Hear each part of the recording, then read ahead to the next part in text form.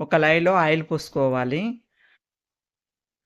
అందులో జీలకర్ర, అల్లం, పచ్చిమిర్చి అవన్నీ వేసి వేయించుకోవాలి. అది వేగాక కొత్తిమీర కూడా వేసుకొని ఫ్రై చేసుకోవాలి. పచ్చి కొబ్బరికాయ, కొత్తిమీర చట్నీ ఇడ్లీ, దోశ, పూరీలకి చాలా టేస్టీగా ఉంటుంది. దీనికి పుట్నాలు, పల్లీలు అవసరం లేదు. పచ్చి కొబ్బరికాయ ఇట్లా కొత్తిమీర వేసుకుంటే చాలా టేస్టీగా ఉంటుంది.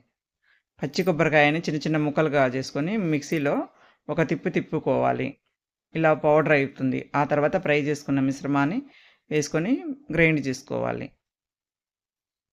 తగినంత ఉప్పు వేసుకొని మిక్సీ రుబ్బుకోవాలి. దానికి పోపు చేసుకోవాలి. ఒక కళాయిలో కొంచెం ఆయిల్, మినపప్పు, జీలకర్ర, ఆవాలు, కరివేపాకు, ఎండుమిర్చి అవన్నీ వేసి ఫ్రై చేసుకోవాలి.